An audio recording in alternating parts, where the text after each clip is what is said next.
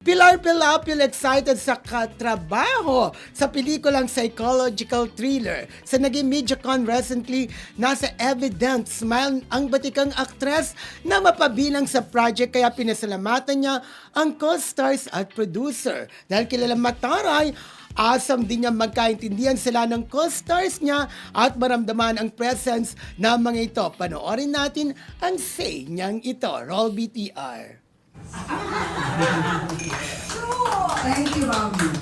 And also, I would like to also thank each and everyone for being here. I enjoyed talking to you the moment I arrived here. I also thank the producers. Of course, I cannot remember all your names, but thank you for allowing me to be part of this particular endeavor. And I would also like to thank in advance all the co-actors and actresses that I will be working with. I'm excited to work with you. Hopefully we will understand each other.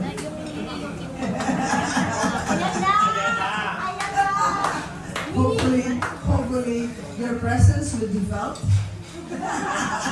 Not my presence, your presence. And hopefully, the movie will come out great. I know and I trust Louis that he will be able to make things happen the way it should. And that we will be able to uplift the quality of movies that we make nowadays. Thank you, Louis, and I hope to be blessed by doing all of this movie. And there will be a lot of things that will go on, and things will come out the way it should come out. Thank you, and God bless.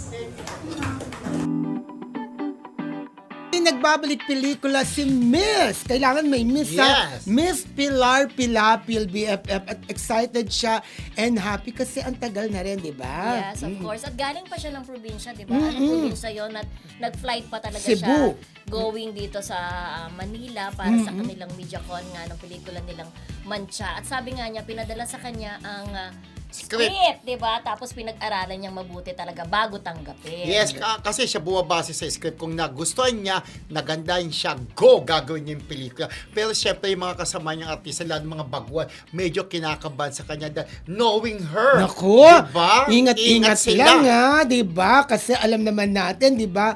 Mataray siya pero nasa lugar. Di ba? Yes. Ganun siya. Tsaka ang unang nag-iingat talaga, very careful, si Direk Louie Ignacio. Kasi kilala naman niya talaga ang karakas o ang kalibre ng isang Pilar Pilapil. So what's the point? Yes. Diba? Kaya- So ganon.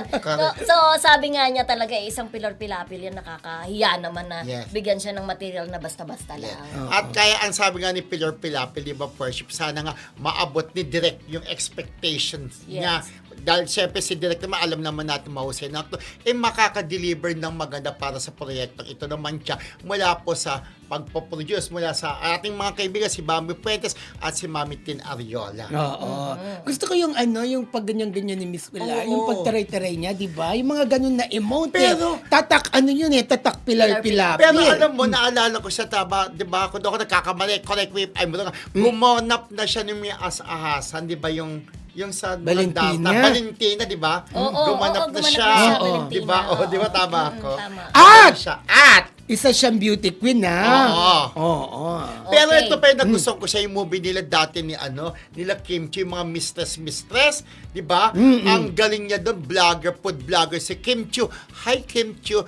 Marie, hello, Wengay Agustin. Di ba, ang ganda, ang galing-galing doon ni Miss Pilar Pilapil. Totoo ka Okay. dyan.